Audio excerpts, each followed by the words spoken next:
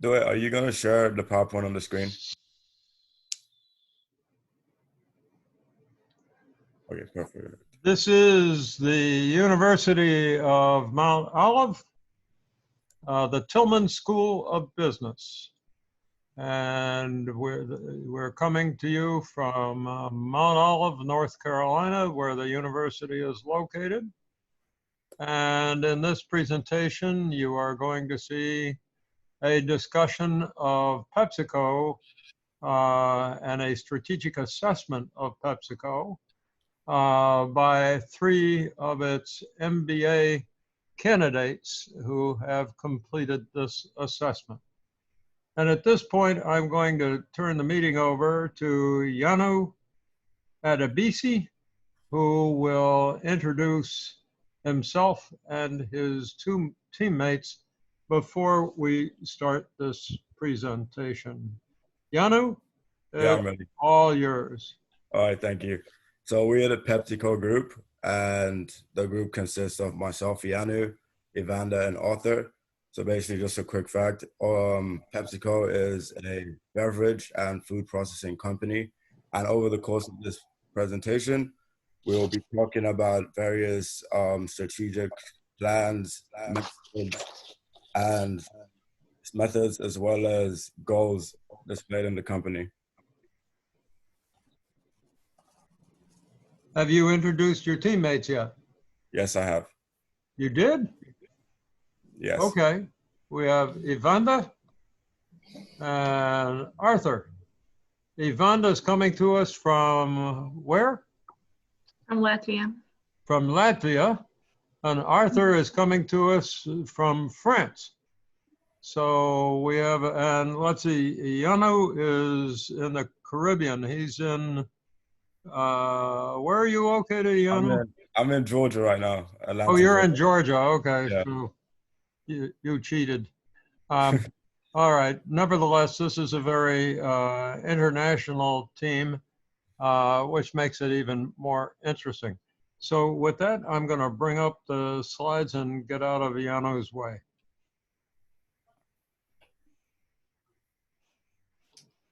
Okay. Okay, so the first section is background and mission. Next slide, please. So PepsiCo is an American multinational food and snack and beverage company. It was founded 55 years ago in 1965 with the merger of the Pepsi-Cola company and Frito-Lay. In the picture you can see 2 men. Donald Kendall on the right was the CEO of Pepsi-Cola, and the Herman Lay on the left was the CEO of Frito-Lay. And they called this connection a marriage made in heaven.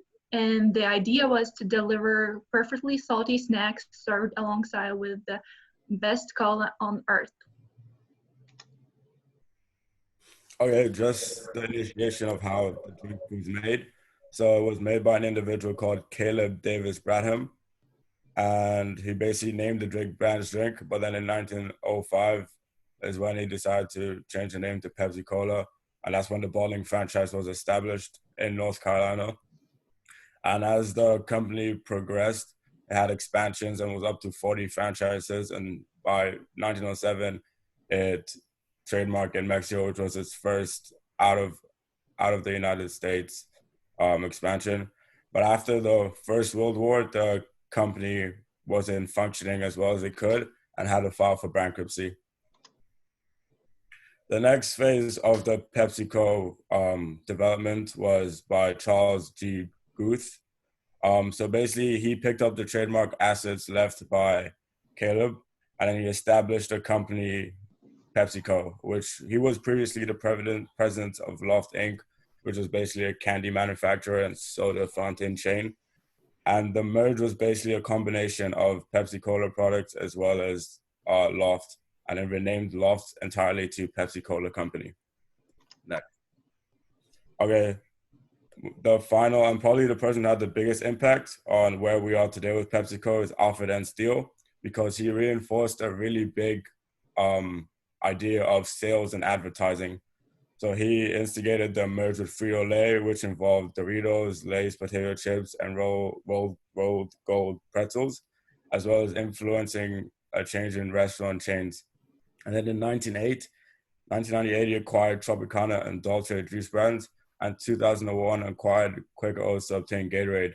This was an important acquisition because it gave the consumers more options. So this was now a healthier division that was part of the company, so they could not only serve one type of product but multiple, which will increase the amount of consumers that want to invest in their company.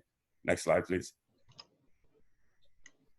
And now moving to the current day, the current CEO is Raymond Laguerta. So he was elected as chairman in 2018 and then became the chairman of the board in February 1st, 2019. He was an excellent candidate for the job because he has several years of experience working with PepsiCo. So he basically understands the ins and outs of the company and what it needs to be successful. Next slide, please. Yeah, LaGuarta was president of PepsiCo's 2 international divisions. I noticed that we do not seem to have a slide here. I'm sure we will later to describe Indra Nooyi, who preceded LaGuarta. And she also had some rather remarkable international credentials. She was born in India, came to the US and got an MBA at Yale, and then joined some large consulting firms, one in particular, and eventually became VP for strategic planning at PepsiCo. Took the title of Chief Financial Officer and VP. She was VP for Strategic Planning and Chief Financial Officer, a very remarkable combination, and eventually named CEO, which I think surprised a lot of people. But Mrs. Nooyi is probably responsible for making PepsiCo what it is today. Much more interested in international expansion, much more interested in a very wide product line extension, especially in snack foods, as well as drinks. And after her success, she retired last year, and Senor LaGuarta, who is a Spaniard, was named to succeed her. What is particularly interesting is that is LaGuarta's international credentials, having managed the 2 international divisions and being a European. It's obvious that the board of directors had something in mind here, and that is to have someone in command who could lead PepsiCo into non-North American markets. Pardon me for interrupting, but I think this is probably a pretty important consideration. I won't do this to you unless I just have to. Okay. All right, so on this slide, basically under LaGuarta's leadership, he basically wants the company he wants to put the company in a position to be faster, better, and stronger. And to achieve this, he wants the PepsiCo to become more consumer-centric. Consumer-centric is basically a focus on providing positive customer experience. And this is an important factor in a business because it will drive profit and gain competitive advantage. So in addition to this, specifically, he wants to improve the range of beverages so that people aren't stuck in the same options. They have a variety of what they can choose from and they're given a choice. In addition to that, they want to become a more sustainable company, as PepsiCo is one of the leading pollutant companies all over the world. Yeah, and I think once again that this probably came from some sort of publication. The point is that LaGuarta has the credentials and the ability to take PepsiCo into markets that are not in North America or the more conventional European markets? So here's a good chart which visualizes the history of the PepsiCo. We already mentioned the starting years, but what else I want to mention is the acquisition of the leading juice brand Tropicana took place in 1998. And then in 2001, PepsiCo merged with Quaker Oats, which also brought sports drink Gatorade in the portfolio. And then in 2010, the acquisition of two largest bottlers took place, Pepsi Bottling Group and Pepsi Americas. In 2011 was the largest foreign acquisition of Wim Bildan, which was the leading dairy producer in Russia. And a year later, in 2012, there was a strategic beverage alliance with Ingi, which was China's largest liquid refreshment beverage manufacturer. Today, PepsiCo is one of the world's most respected companies with products sold in more than 200 countries and territories. And the corporation is headquartered in Harrison, New York. That's where I used to live, in Harrison. Funny about that, but I also was employed by PepsiCo.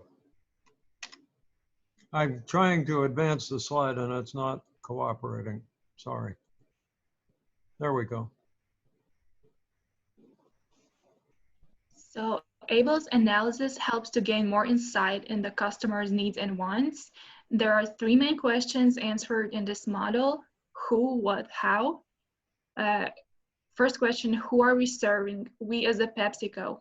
And PepsiCo is aiming at more health-conscious consumers. What needs will be addressed?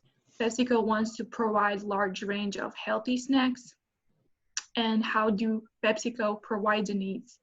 PepsiCo ensures that all the products are at an affordable price for everyone, as well as they're moving towards healthier food options, such as more diet drinks and less salty snacks. Yeah, I don't think that PepsiCo chooses to compete on the basis of price. That's for low-cost producers. But I do think that a critical success factor and a distinctive competence is research and development. And somehow I'll type this. And there's probably one other, which is market research, which gets you back to that first question. But exactly, not just who are those customers, but what is it that motivates them? But especially the research and development. And you're demonstrating that with your visual here with all of these new products. It's hard to imagine Pepsi-Cola or what once was Pepsi-Cola offering Sabra, you know, a hummus product. I mean, does that sound like Pepsi-Cola or PepsiCo to you? Or even Lay's potato chips, Sabra? But it's healthy, right? And so through this research, PepsiCo has discovered that there are some things that you and I want from a product like PepsiCo that will satisfy their unmet needs. And again, it's not just the needs, but what is it that they need, but they're not getting right now? And I'm sure we'll find as we hear this presentation that you and I don't feel that we're healthy enough. So PepsiCo used to make what's called junk food, and that doesn't make you healthy. So PepsiCo, through Mrs. Nguyen, has decided that there are certain unmet needs that you and I perceive, and that there are ways to satisfy those needs. And if PepsiCo can do that, that mission, that'll be its mission. And if it accomplishes that mission, it'll be successful.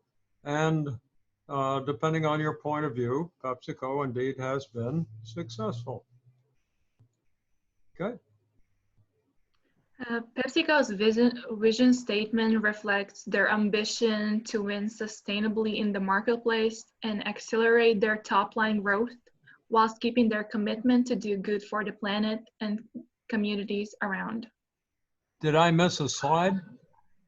No, sir. Okay. You can go to next one, please. PepsiCo's aspirations are faster, stronger, and better. Faster because PepsiCo wants to speed up their international expansion. Stronger because they want to build different talent and culture. They want to build culture on any of the world's continents. And better, it can be the example of Beyond the Bottle, which is their strategy that looks at other ways it can move away from single-use plastic packaging. Also, I think Beyond the Bottle refers to PepsiCo's role in society. Mrs. Nguyen has felt that PepsiCo needs to set itself apart by being a contributor to a better world, for lack of a better term. We'll hear more about that when we get into implementation, but under Mrs. Nguyen, PepsiCo has done a lot of things to make people healthier and to contribute to women's causes and so forth. There are a total of 22 brands owned by PepsiCo. They own several popular brands, including Pepsi, Lay's, Doritos, Mountain Dew, Ruffles, and others. Notably, 22 of its brands generate over $1 billion each in annual retail sales. Boy, maybe we should just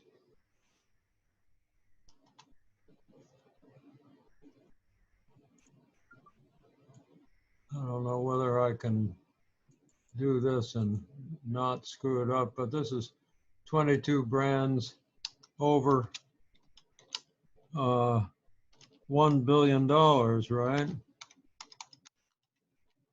Now the question is, how do I get the rest of that where I want it? And I suppose I can get it this way. But it's important that these aren't just 22 brands, but they're 22 brands with a lot of sales. I guess that'll do it for now. Okay. As I mentioned earlier, with the impact of and steel, these are some of the popular acquired brands that PepsiCo have acquired over time. And as I mentioned, as you can see, there's a variety here, a more healthy option that consumers can choose from. Next slide, please. So as Professor Roney has mentioned many times, Andrea Nui was the previous PepsiCo CEO from 2006 2018, and she basically implemented the slogan, good for you, better for you, and fun for you. Good for you is basically healthy, a very healthy option. Better for you is low calories, and fun for you are high in sugar, snacks, and treats. Next slide, please. Just a closer look for fun for you. So you have products such as Pepsi, Tostitos, Doritos, Mountain Dew, and Starbucks. Okay. And in fact, better for you comes after, it sort of goes in reverse, right? The fun for you, better for you, and good for you. Yeah. So let's see, we've done fun for you already, right? Yeah. Okay, and what do those products do? They make you fat and they rot your teeth. Exactly. Okay, yeah. And people love them. Okay. Yes. And then Now, good for you doesn't make you fat and it doesn't rot your teeth. These are sort of in between. Exactly. Okay. We're going to see a BCG matrix later on, but can you maybe enlighten us right now? Where is the largest category among these three? The Which largest, accounts for most of their sales? the good for you product. Fun for you. Okay. Pepsi Cola, Frito Lay, Doritos. Okay. That's where Yeah, the they big wanna, bucks are. That's where yeah, the they big wanna bucks grow are. the, Huh? yeah, they wanna grow the good for you market. My fault. This is the let's see, I got that one mixed up, didn't I? Yeah, Let's see. So there's the good for you. Those are good for you, but these are not large sellers. And so basically, these are the cash cows, right? They've yes, been around for a long time. They're big sellers. And PepsiCo would like to claim fame and and yeah, credit for being healthy. yeah. Unfortunately, these aren't the biggest sellers. Here's just a graphic of what the slogan looks like, the kind of products that are in fun for you, better for you, and good for you. We look at some important innovations that PepsiCo has implemented, such as Pepsi Spire, Aquafina Water, Walking Tacos. These are all um, these are all innovations that increase demand, and are you can see them in restaurants, you can see them in your local grocery stores. Okay, so financial trends. So this is the financial trend table of PepsiCo from 2009 to 2023. Don't pay attention to the 22-24. It's actually 2023. With the years 2021 and 2022 who are predictions. Next slide, please. Oh, you're not going to tell us anything about this? Yes, I will with the graph after. Okay. I think one of the things that we want to be aware of is that in the outline, the requirements, we're not supposed to go past 2019 because all we're interested in at this point is how successful the company has been in the past. Later on, we'll be interested in these out years. Okay. Okay, so these are the sales for PepsiCo. So we can see that from 2009 to 2011, PepsiCo had a very great increase in sales, going from 43,000 to 66,000. Which is around an increase by more than 50%.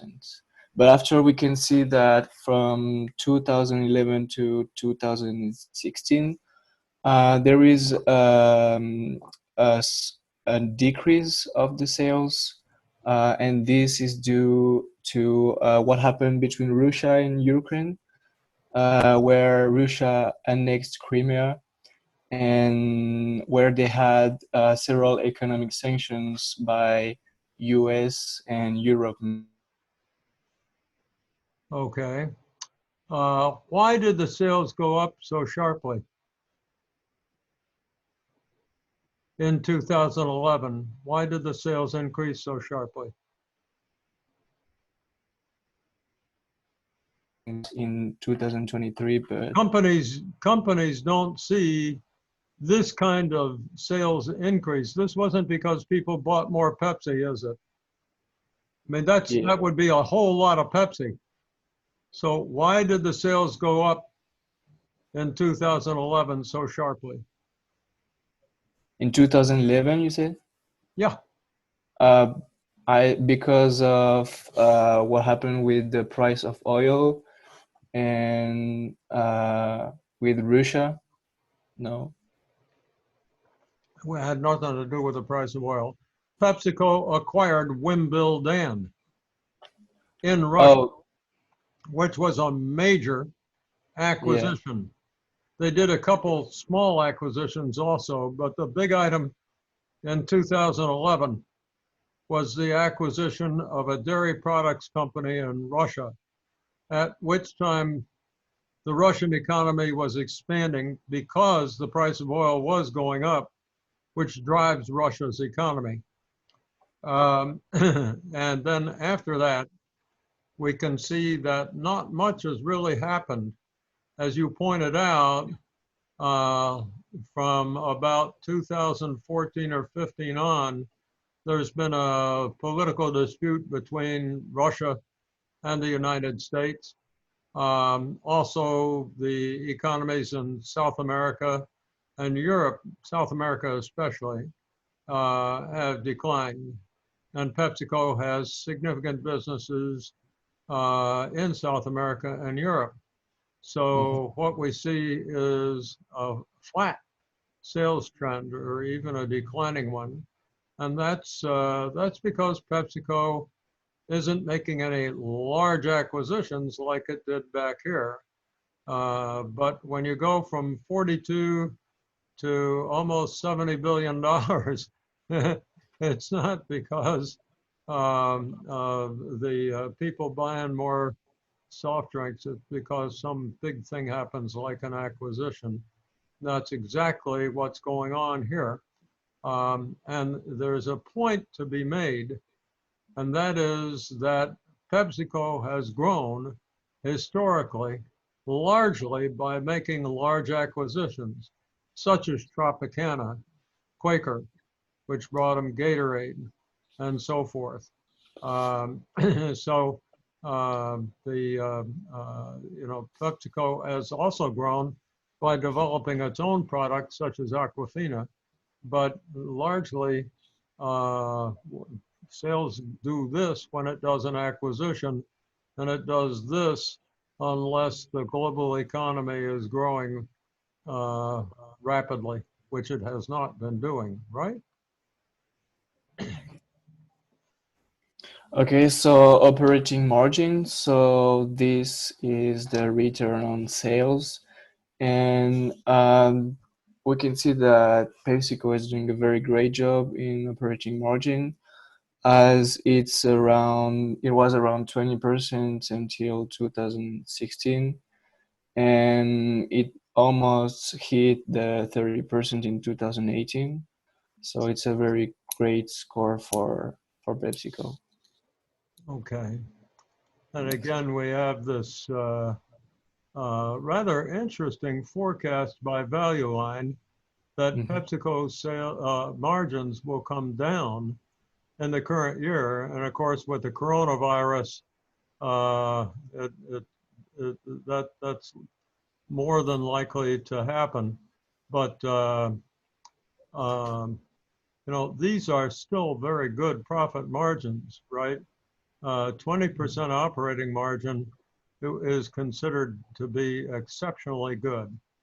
Okay.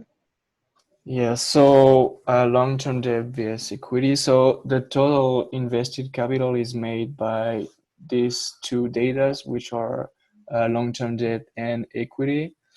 So I drawn trend lines for each ones. We can see that equity is going down, tend to go down, and while long-term debt is going high. And this brings us to the next slide with the leverage ratio, which is calculated by divided long-term debt by total invested capital. So this ratio calculates the risk of a company. The higher the ratio is, the higher is the risk. And we can see that PepsiCo has always been with a high leverage ratio. Mainly right now around since 2016, where it's about 75%. So this is a high risk, and this might be due to the fact that it's a US company, it's an American company. So culturally speaking, it tends to have a high leverage ratio. this is not something due to culture. Uh, you know, it's probably true that Americans are more like gunslingers than some other nationalities, but notice the trend line and the way it goes up. We see that it pops up in 2011. It does so again, but it goes up in spurts. Those are the acquisitions, right? So what we have is long-term debt being taken in order to accomplish acquisitions. Also, more recently, to do a stock buyout. But what's going on here? Why would PepsiCo take the risk of doing this long-term borrowing? And the answer is Mrs. Newye's a smart lady. And she sees that the costliness of long-term debt in the form of very low interest rates makes it very attractive. If she can get that 20% return on investment, and she only has to pay 3 or 4% for the capital to make that investment with, that's not a bad idea, is it? As long as she can continue to generate the cash flow to service that debt with. But if she's paying 3% and she's getting 20%, that's not a bad deal, is it? Would you do that? Would you borrow at 3% in order to get 20? Yeah. I would. And there's the rate of return, and it's pushing 20%, isn't it?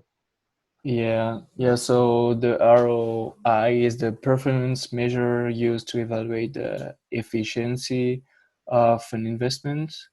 So yeah, as we say, it's a very high return on investment, and it tends to grow even more, like tends to have 28% in 2023. Yeah, So it's a very good, I mean, it's a very good job doing by Pepsi as well. yeah. And since Mrs. Newye's been around, the rate of return on investment has gone up. So maybe PepsiCo's directors had the right idea when they made her the chief financial officer for a while. She's a pretty smart lady when it comes to finance. We do see that the experts think that the return on investment is going to come down in the current year. And of course, they didn't know about the coronavirus when they published this. I expect that it'll be difficult to accomplish some of these objectives here. And of course, all of these graphs that go beyond 2019 should be in the goals section. They don't belong in this part of the presentation. So finally, to finish with the financial trends, the return on equity, ROE, which is calculated by dividing net income by shareholders' equity. This is considered as a measure of how effectively management is using a company's assets to create profits. And most of the companies consider that 14% is an acceptable ratio, and anything below 10% is poor. And we can see that PepsiCo return on equity is very high. It was about 30% until 2014, and it went very fast to go to 70% in 2018. Yeah, you really have to study what you're talking about in order to describe it correctly. The rate of return on equity, it's too bad you haven't attended too many classes, or you would have been present for our discussion of the return on equity. Return on equity is really a rate of growth in shareholders' equity. Return on invested capital is a measure of productivity of investment, which we saw earlier. But this one starts out with equity at the beginning of the year, and it considers the proportion that is added by net income. The only way you can increase shareholders' equity is with net income. Net income flows into the retained earnings caption of the balance sheet, which is in shareholders' equity. But companies don't usually generate rates of return on equity, that is growth rates in shareholders' equity of 50% steadily. So why has PepsiCo achieved this? One reason, among others, is that PepsiCo bought back shareholders' equity from shareholders. They did that, among other things, to avoid a takeover attempt by other companies. They were doing so well, they feared that other companies might buy their stock and attempt to take them over. So PepsiCo bought from the capital markets its own stock. As it did that, of course, when it added retained earnings through net profits, proportionately it increased the equity again because the denominator was lower. But we should expect to see PepsiCo's return on equity come down to a more sustainable level in the future. Kind of hard to keep your rate of return on equity at, what's that, almost 70%? Good God Almighty, wouldn't it be wonderful if you could do that every year? But you can't do that, can you? You know, your earnings aren't going to be equal to your net worth or close to it every year. Wow. Okay, environmental assessment. Who's there? I think you can go. Yeah. Okay, so we look at drivers of demand, and here we have GDP, PPP statistic, which is basically statistics that shows the standard of living in the economy. Then we look at the GDP per capita, which looks at more income, and then we look at inflation rates, which helps PepsiCo understand how prices are fluctuating between the locations. And then we look at unemployment rates, because the lower the unemployment rate, the more household income, and then PepsiCo can attack those consumers. And we look at national salaries, because the higher the national salaries, the more revenue PepsiCo can potentially pick up. Next slide. Here is basically a list of some of the most important locations that PepsiCo can approach. So you have the United States, Mexico, Russia, China, India, and Brazil. Okay, so this is the top 10 countries by GDP in purchasing power parity in the world in 2020. So we can see that China and US are the two biggest countries in GDP and purchasing power parity. Next slide. So this graph shows it's a comparison between China GDP and US GDP. We can see that China's GDP in purchasing power parity surpassed US one in 2013. And we also can see that the purchasing power parity is very different for the nominal GDP. PPP is more accurate. It's a more accurate look at the consumption compared to the economy. Okay, just going off what Arthur just mentioned, as you can see the different trends in the GDP per numbers, you can see most of them are going up. And from this, we can conclude that China has the highest current economy, meaning that it has the highest profit potential for PepsiCo. And the US is also on a growth, meaning it will continue to have profit for PepsiCo in the future. Michael, would you turn your camera down so we can see you, please? Sorry. Probably needs to be a little bit more than that. Where you're too timid. We want to see you, you know, Okay. all your handsome figure. Okay. Uh, Thank you. yeah, we've got to be struck by the difference in these numbers. Yeah.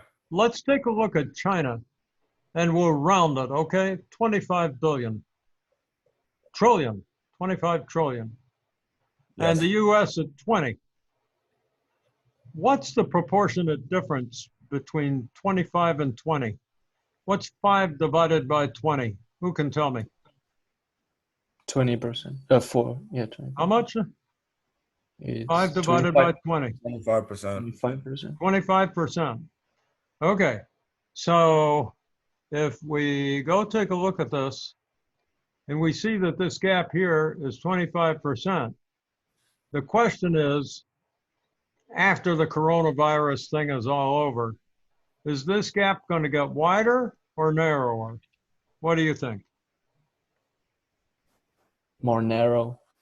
You think more narrow? Yeah, I think. Okay, so what you're saying is that the US is going to catch up with China? No, I think China is going down. China's going to slow Well, down. yeah, as well as US. But Yeah, okay. Um, well, if we were to continue these lines, okay, the US is going to slow down also because of the coronavirus. yeah, So they're both going to slow. But if we look out into the long distant future, what we'll see is China's population, its economic growth potential hasn't been fully realized and so forth. So if this gap here is 25%, what do you it's think gonna. it'll be 10 or 15 years from now? Will it be 25% or will it be more? Most folks think, most economists think that it'll be more, like maybe 40% or so. And so that's pretty large. And therefore, you know, a company like PepsiCo just can't do without being involved in China, right? Yeah. And later on, we're going to have the same issue with India because it's starting to grow faster, and forecasts actually foresee India catching up with China by the middle of this century. So then the relationships, the size relationships between the big countries in the world, China, India, and the United States, will be drastically different than they were, say, 10 years ago, or they are today. And so if we're planning, if we're thinking about strategy for the future, we need to take that into consideration. On the other hand, we have to pay attention to this graph too. Okay, so we look at GDP per capita, which is basically living standards. And then this is an important statistic for PepsiCo to be aware of because setting living standards kind of expensive products. So they basically have to price it at a level that they can afford. So as you can see, US has the highest GDP per capita. And this means that PepsiCo should target the US for sales as the population will have the highest consumption level. However, if they do want to target the markets in China and India aggressively, it'll be smarter if they produce cheaper goods, which will result in like cheaper costs, but which will mean that they'll have to find cheaper cost of production so that it's not overly expensive and can still be consumed in those countries. And this is just a closer look of the trends. So most of them are upward trending, and we can see by the numbers that the US is leading and is a place that we should definitely invest in.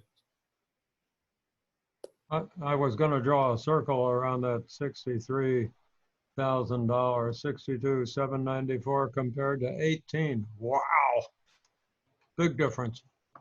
Okay, now we look at inflation rates. So the inflation is important for PepsiCo to consider because it shows the stability of the economy.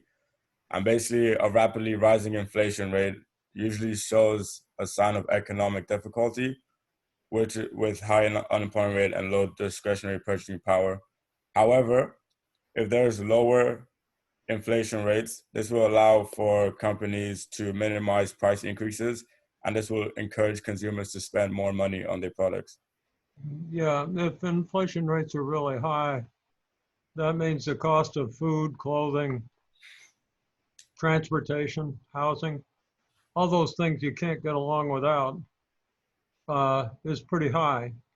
That makes it more difficult to buy things you can get along without, even Pepsi. Yeah. All right, another statistic that we should consider is the unemployment rates. This is because unemployment encourages the idea that you're getting income, you're getting disposable income. This being said, high rates of unemployment aren't good for PepsiCo because that means people can't actually purchase their goods. But if the lower rates of unemployment, PepsiCo will earn the greatest profit as consumers will have more disposable income to spend on their products. And here we just look at some of the high salaries. So if PepsiCo they want to go into a market, they can tell that okay, they have an average high salary, and we can go into this market and they will purchase our goods because they have the money to do so. I got to go to Luxembourg someday. Meet some rich people. So just a summary of what I've just said. So the countries with the highest salary suggest the greatest purchasing power. So we should target those markets. And in addition to that, the higher the purchasing power, the more goods that can be purchased for PepsiCo, which will incur higher sales. And we can eventually, through higher sales, we can lower our leverage ratio. In addition to that, PepsiCo should focus their marketing resources to countries with higher salaries, because that would just give us a better financials with as the company progresses.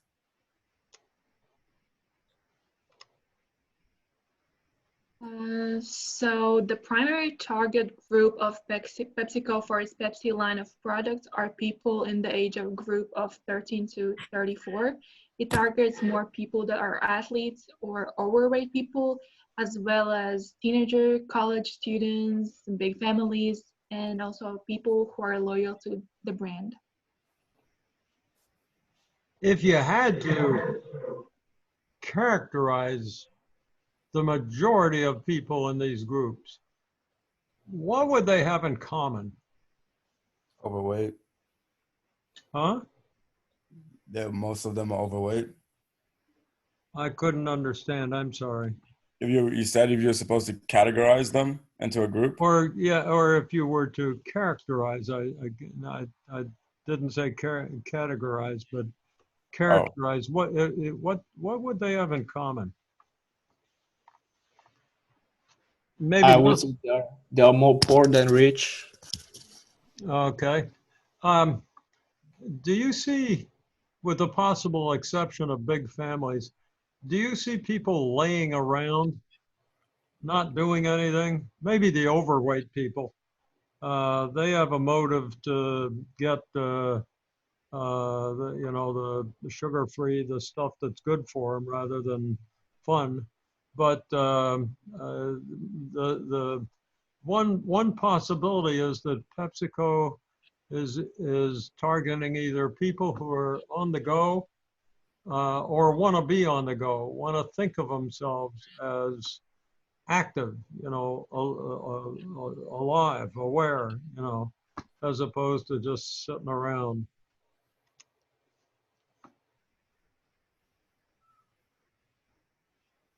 Here we included the that they have different products around the world, and it is interesting how one type of product can differ with its flavors from country to country, and it usually depends on the taste preferences in that specific region. Like for example, maybe in Japan, they have some Pepsi iced cucumber, and obviously there is demand for it. And for example, in Russia, they have Pepsi ice cream. And it was just interesting to see how one product can differ from country to country. I agree. And here is as well as Pepsi. Here are the Lay's chips. And it's just interesting that, for example, in China, they have blueberry Lay's chips, which I would like to probably taste. How about red caviar? Yes, That's an interesting flavor in it is. Russia. Yeah. The Russians are famous for caviar, of course. Okay, now we look at the population distribution. This is important, another important fact for PepsiCo to consider because it shows which age group in the population is biggest in size. And once we can establish this biggest population group, we can go and attack that age group. So basically, looking at population distribution, there's basically three types. Either it's youthful population, an aging population, or an aged population. As you can see from Mexico, the one with the green circle, it is a youthful population, and they will probably benefit from more fun for you sugary products. And we look at Brazil, they're showing also a youthful population. They have a pretty the highest age group, or the most popular age group is middle aged, and they're looking after their health more and will benefit for better for you and lower dietary goods. Okay, so if I look here at where the population begins to decline a bit, Yeah. this happens in Mexico at a fairly early age. Here in Brazil, it happens about 20 years later. Yeah. So what we have then is a much younger population in Mexico because folks don't grow as old. Yes. Whereas in Brazil, they're more likely to grow older. And here we are with China and the US, right? Yes. And what do we see? So People China, start to grow, the population starts to thin out around 70, as opposed to the prior slide when it was in the 40s.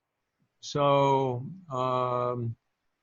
this US population is a lot older than the ones we saw.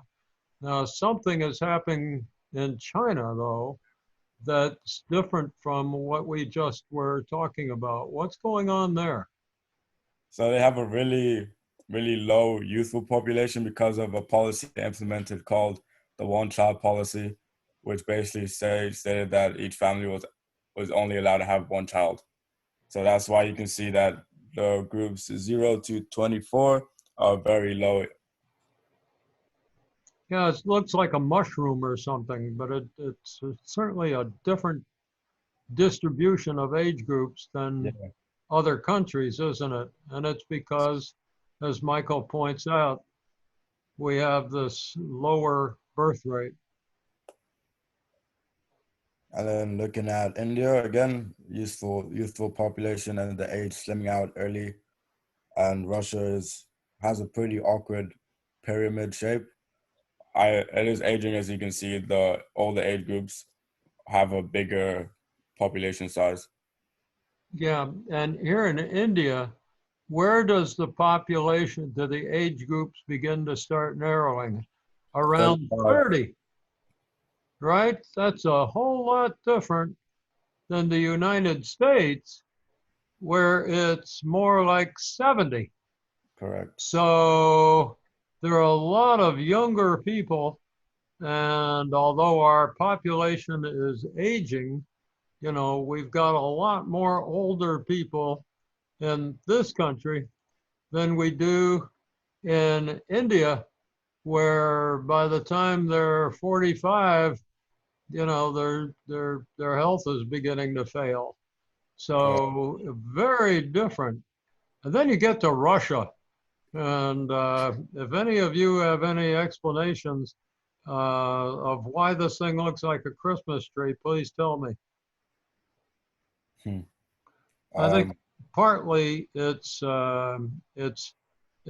frankly, it's wars, it's conflicts. Yeah. Periodically, Russia just gets into, whether it's the Crimea or the Ukraine or some of its other episodes in history. It gets into battles. Also economic. For instance, right now with the price of oil of less than $10 a barrel, with that being the primary export of Russia, Russia's economy is in great straits because, frankly, it costs Russia $35 per barrel to produce oil, and there's less demand for oil. So Russia's having a great difficulty right now, and as a result, the population, the birth rate goes down at a time like this. When the economy is strained, the birth rate goes down. So whether it's due to conflict or low economic declines and birth rate declines, you see these irregularities. But you just have to look at this diagram to appreciate how atypical Russia is. And it's the difference, of course, is perfectly demonstrated by the difference in these two distribution patterns. Okay, and Rather dramatic. yeah, just to conclude on that, these population distributions help PepsiCo tailor their advertising and marketing to the most popular age groups in the countries. Good point. That's the bottom line. Okay, so now we look at consumption trends. As you see, from 1987 to 97, it increased the whole way, and now it's starting to show a decline. So the declining in consumer trends is as a result of sugar tax, and obesity awareness. This is important to take note of because PepsiCo needs to adapt, and this is when the good for you product has to be implemented stronger and has to reach its consumers, or else we're going to start losing sales. Here again, we just look at consumption again by leader. As you can see, Mexico and US, two of the most obese countries in the world, are leading in consumption.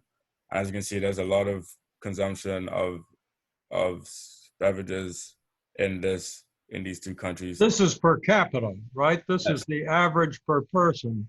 Yes. Okay, and where is the consumption per person the greatest? Mexico. And the US. They're sort of tied, aren't they? Yeah. Okay, now we look at obesity trends by state.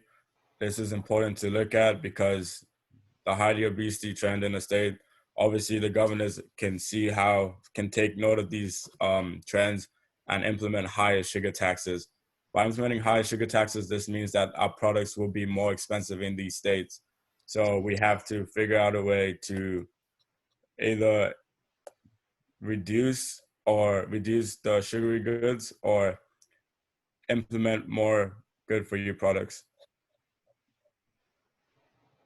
And as you can see, this is a line graph showing what I just mentioned. So there's a steady increase in obesity between adults and the youth. Yeah, especially the adults, huh? Yeah. Okay, we're not quite up. This ends at 2016. Yeah. So if we had gone on to 2019, we'd surely go over 40%, wouldn't we? Exactly.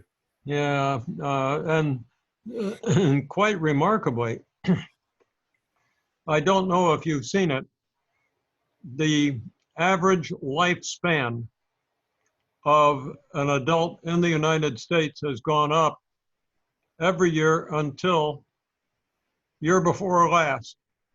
The last 2 years, the average lifespan of the US citizen has declined, just slightly, but it's declined.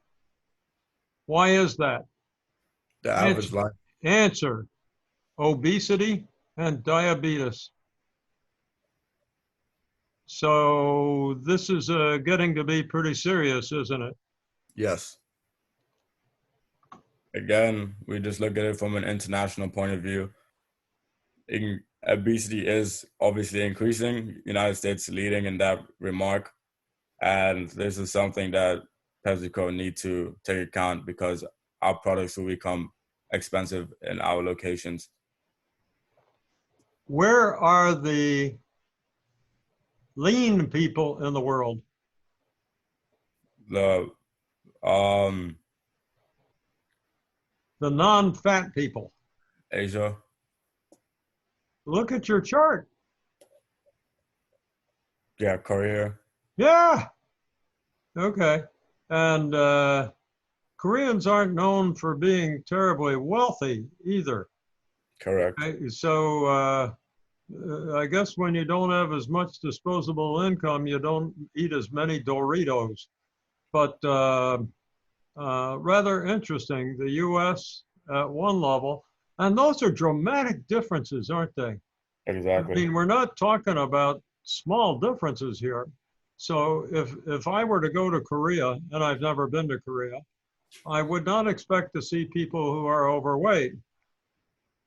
I can tell you, and you know, that when you walk up and down the hallway at University of Mount Olive, do you see a lot of people who are overweight?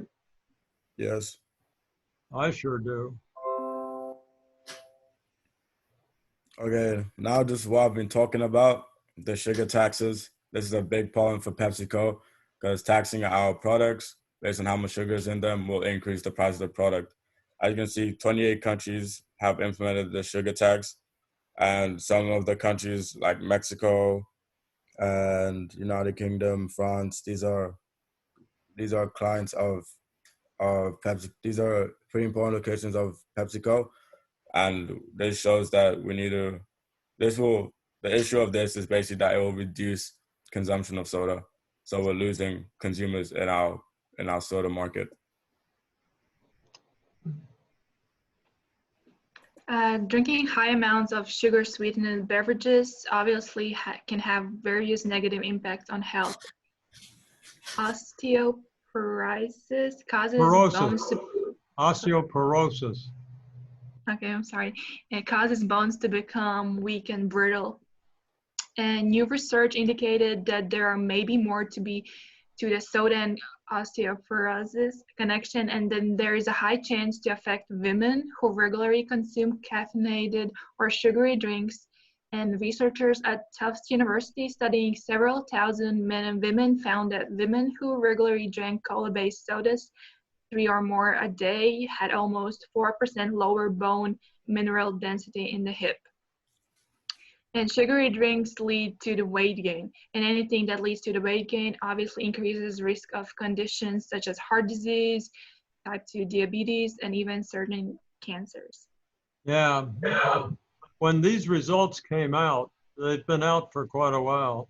This is what resulted in the decline of carbonated beverages generally because of the carbonation impact on osteoporosis.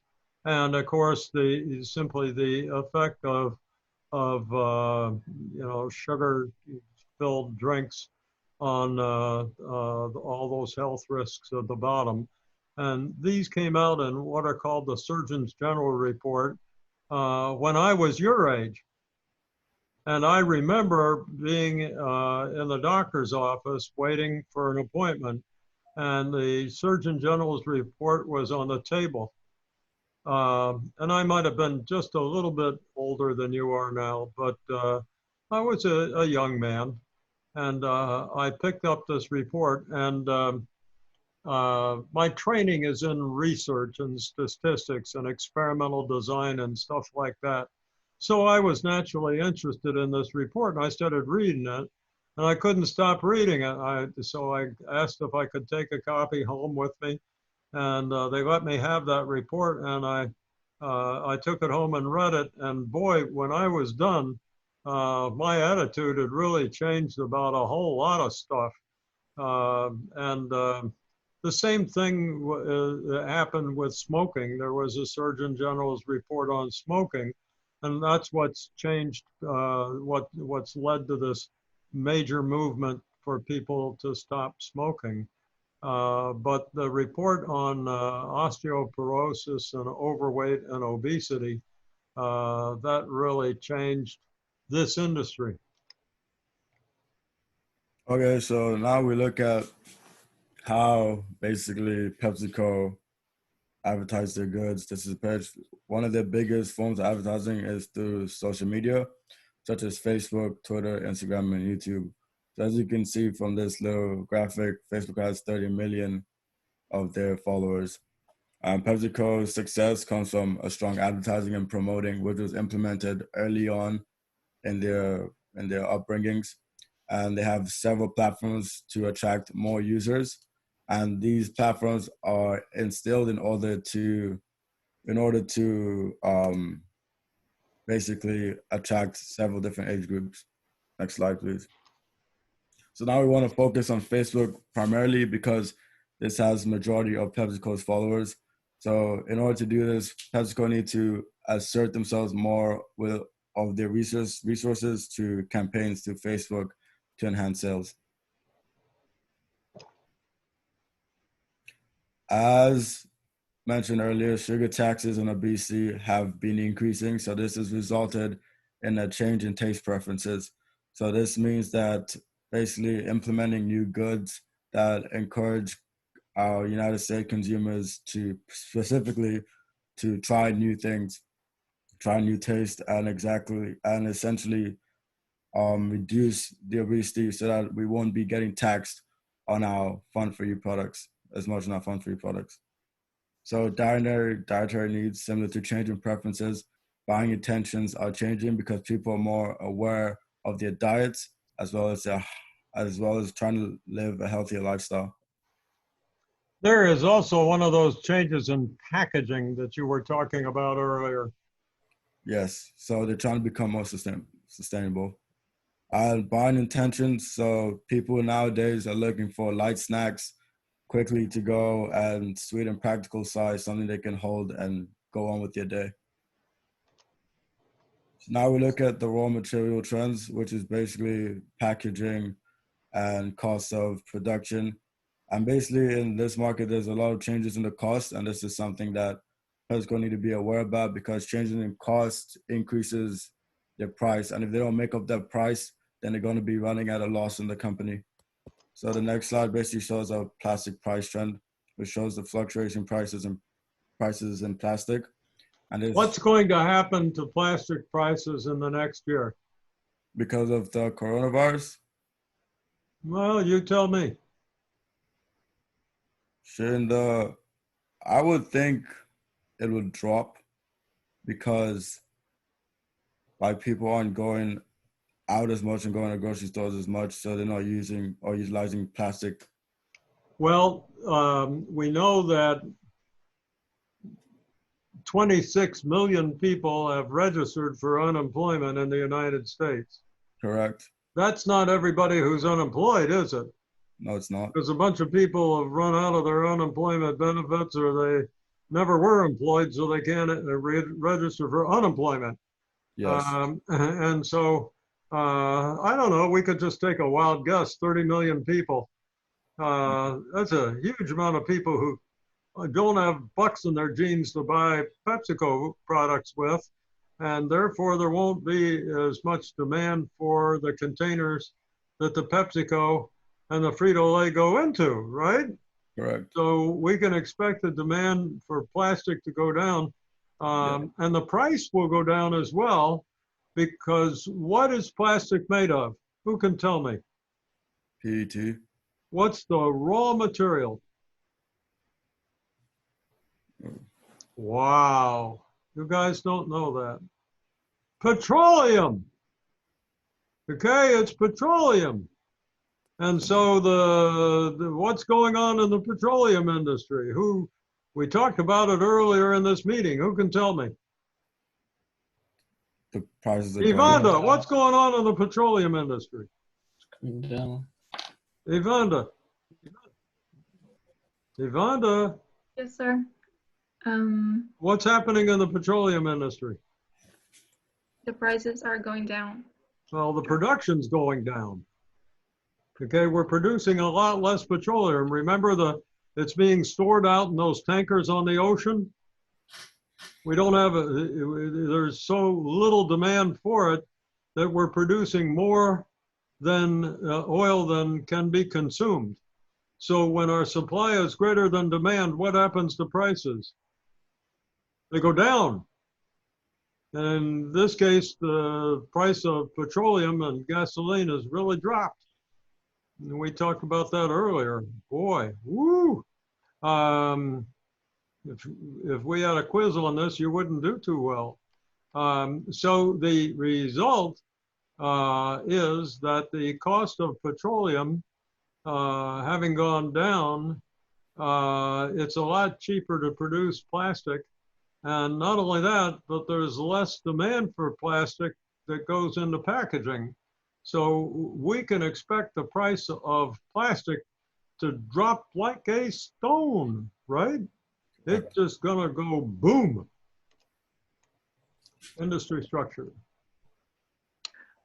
So here I'm going to compare compare PepsiCo company with other large food and beverage companies like Nestle, which is the world's largest food and beverage company from Switzerland, Coca-Cola, which is the world's largest non-alcoholic beverage company, and Mondelez International, which is a world leader in chocolate, biscuits, gum, candy, and powdered beverages. So first of all, I compared these companies sales-wise, and Nestle dominates the sales figures in the food and beverage industry, and the PepsiCo is in a stable second place with a visible small increase every year. We actually pronounce it Nestle. Nestle. If we were in Switzerland, where Nestle is headquartered, it would be Nestlé, because it's a French word. But in America, we say Nestle, and I think in the world, generally, people pronounce it Nestle, just for your information.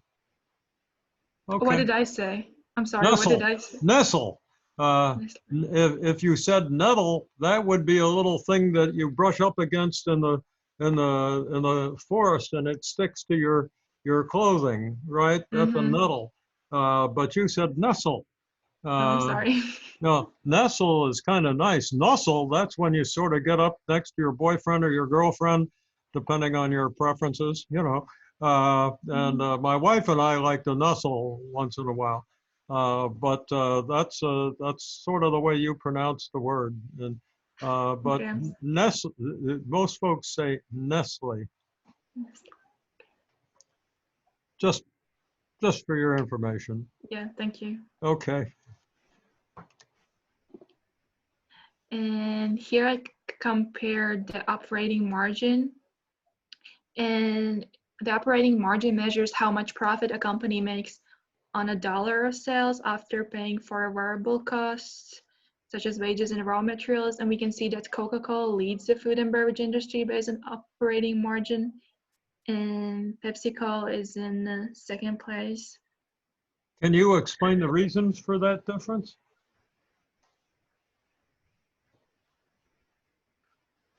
This is very important.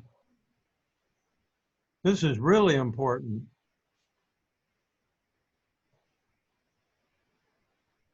No? Okay. So Coca-Cola makes what product? Beverages. Beverages. And Pepsi-Cola makes beverages and snacks. Do you have to go, Evander? No, I'm sorry. Okay. So the way PepsiCo distributes its beverage product, except to the bottlers it owns, it doesn't sell the Pepsi-Cola in the bottle or the can. Instead, it sells the concentrate in either a powder or a syrup. If it sells to the bottler, it sells it in a great big round barrel full of powder. And the bottler then takes that powder into its great big factory where it mixes it with water and other flavoring and puts it in cans or bottles and eventually puts them into cartons and loads them on their trucks and takes them to the grocery stores. That's a lot of assets that those bottlers have, and that PepsiCo or Coca-Cola doesn't have. So making concentrates is really not expensive for Coca-Cola and PepsiCo. All they do is sell the concentrate to the bottler. Their job is to incur expenses for advertising and research and development. The bottler doesn't have to do that. Okay. On the other hand, when PepsiCo sells Frito-Lay, potato chips and snacks and food products, it has to have a plant in every market just like bottlers do. And those plants take corn and potatoes and other products and they mix them all up and make cornmeal and potato meal. They put them into the bakery and they bake those potato chips and they bake Doritos and so forth. They extrude it out of a machine and then they bake it and then they break it up and you get Tostitos. I can tell you that Frito-Lay was my client, and I used to love to walk through Frito plants because when Fritos come out of the oven, they're nice and warm and they smell wonderful, and you can just pick them up off the conveyor. Once I did that, when it came right out of the oven, and I reached in and, ow! It was too hot, you know? But if you wait a little while till they get down the conveyor line, then you pick them out. Boy, there's nothing better than that. Anyway, the Frito-Lay plant is a great big bakery. And just like the bottling plant, it has to put the product in packaging, and then it has to put the packages in carts and crates, and then put those into the truck and take them to the grocery store. So there's a lot more cost making a baked product than the concentrate for a beverage, right? The beverage concentrate's cheap to make. The Frito-Lay, the cookies, the crackers, the Tostitos, they're very expensive to make and get to the market. So, no surprise. See if I can get it back here now.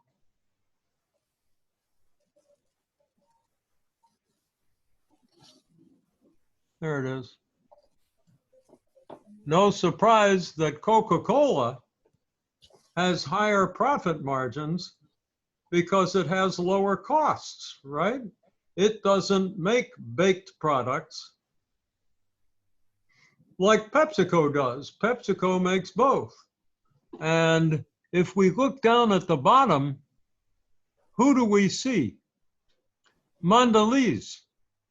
What does Mondelez make? Just about all baked products. So we have high cost, low profit. Low cost, high profit, and a combination. What's PepsiCo's mix of beverages and snack foods? Just about 50-50, right? 48, 30, 48, 52, something like that. So here's PepsiCo right in the middle of these two. That's why we have the difference in the profit margins, okay? Now, the reason I explained this for so long is there's a question in the exam on that. Somebody wrote down, ooh, question on exam.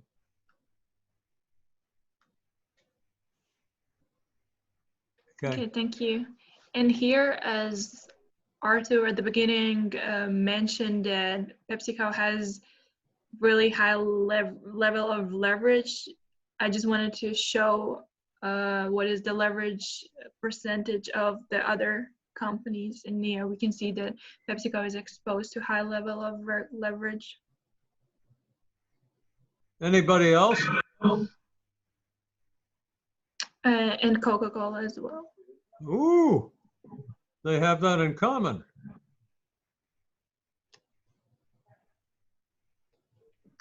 So Porter's 5 forces identifies and analyzes 5 competitive forces that shape every industry, and it helps to determine industry's weaknesses and strengths. So the threat of new entrants for PepsiCo is moderate. It has high cost to develop a brand, and it's hard to enter the market. And there are just few direct competitors. Their rivalry is high, and companies in the food and beverage industry are investing a significant amount of capital into product. The bargaining power of suppliers is low because the switching costs are low, and switching costs are customers. It means that customers have ability to shift to a others brand product, and the threat of substitutes is high because there are big brand names in the food and beverage industry, and many substitutes are offered in a variety of locations like grocery stores, vendors, and like substitutes are products from industries that satisfy the same needs. If you want something to drink, you can drink as well coffee, tea, juices, or anything else. And the bargaining power of buyers is high. There's low switching costs, which means that buyers can influence a company's decision making. And yes. All right, we need a little help here. First of all, why do we do Porter's 5 forces analysis? Anybody at all on the team? I mean, as I understood, it just shows the company's weaknesses and strengths. Yeah, the reason we do Porter's 5 forces, you can look at your handouts and look at the videos of my lectures. But we do Porter's 5 forces to estimate the profit potential of an industry. That's why we do it. What is the effect of each of these forces on profit? Pushes profit down. Each one of these 5 forces push profit down. The most fundamental force of all is rivalry, because it exists even if the others don't.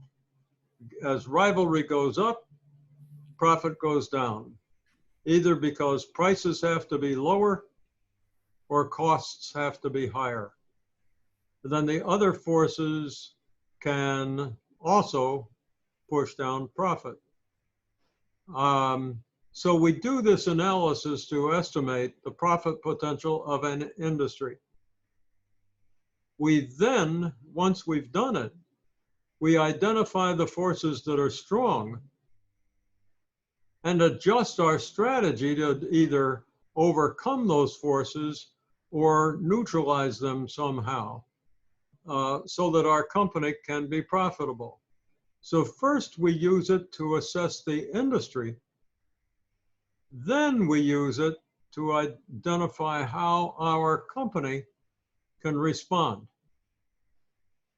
Now, there was a little mistake that you made when you talked about substitutes. Substitutes must come from other industries.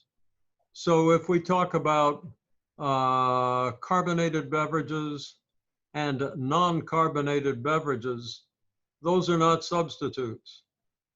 If we talk about carbonated beverages and coffee, that's a substitute because coffee comes from an entirely different industry. Now, there are borderlines here, aren't there? Is bottled water a substitute for carbonated beverages? Are those 2 different industries? Well, PepsiCo makes them both.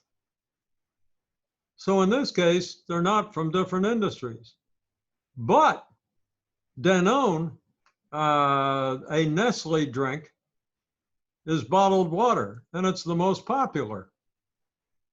And that comes from a different industry. Nestle doesn't make carbonated beverages. So is bottled water a substitute for carbonated beverages? And it's entirely up to you, but I think the answer is yes. So it's very often hard to draw this distinction. Is wine a substitute for carbonated beverages? Sure, that's a different industry, right?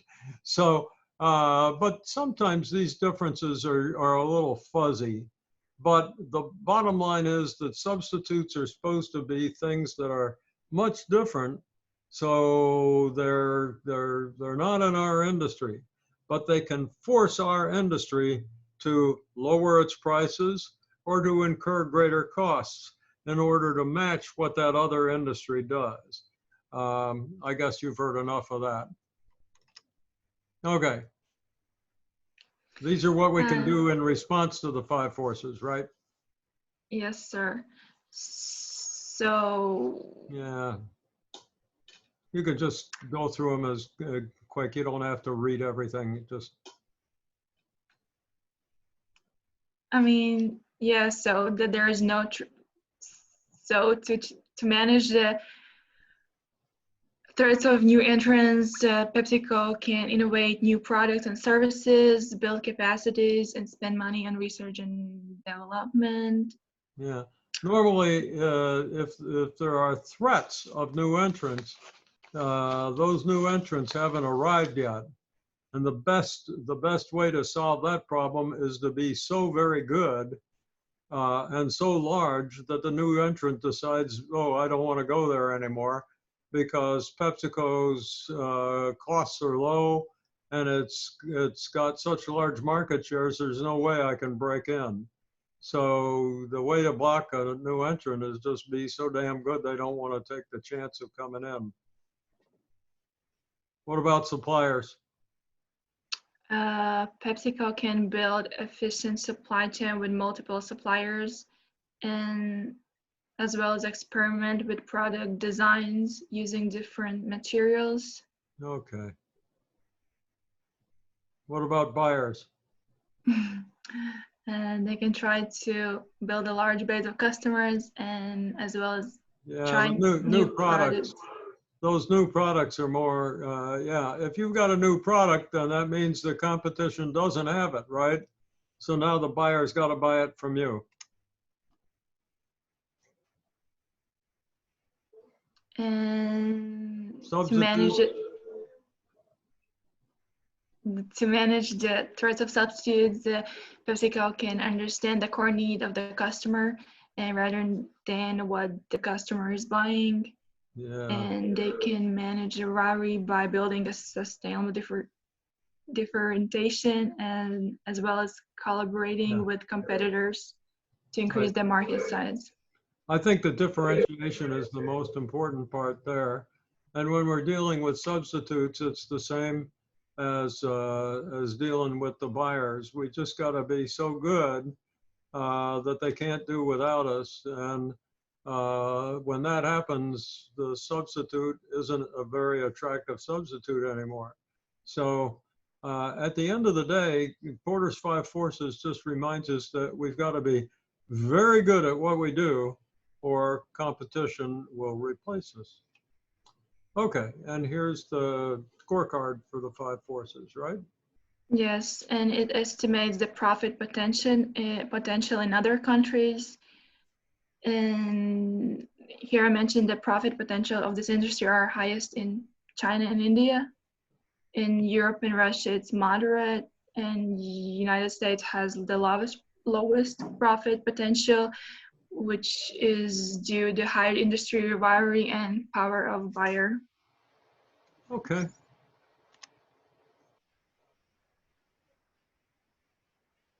Who's doing page? I am, but it's a little bit messed. It is hard to see it, isn't it? Let's see. There we go. Is that better? Yes, thank you.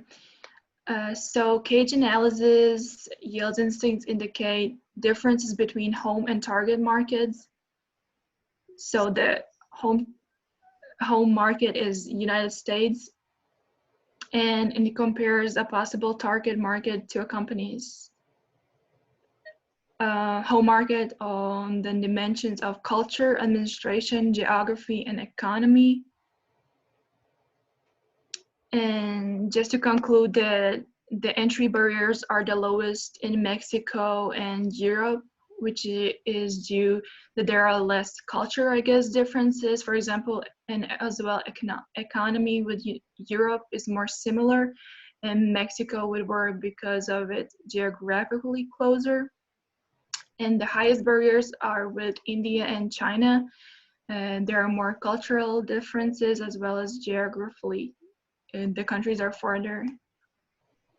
Yeah, and once again, just like the five forces, once we understand how difficult it is either to enter these markets or to grow in them, we use this this model to estimate how difficult it is to grow in a market. Once we have this information, we can form strategy to overcome or neutralize these forces. By way of example, in India, we've got a 5 for cultural distances, right? So we need a strategy to overcome that barrier. What would be a possible strategy to overcome that barrier? China? I'm talking about India here. Oh, I'm sorry. So what? Here we have this high barrier to entry into India. How could we form a strategy to offset that high barrier? It's tough, but one possibility could be to find a partner in India that understands the Indian culture and has already, made relationships with the bureaucrats because they're so important. We've talked about the corruption, the inside dealing and so forth. So what we need is a good partner there to help us gain acceptance and to shield us from prohibitions of mass advertising, by way of example.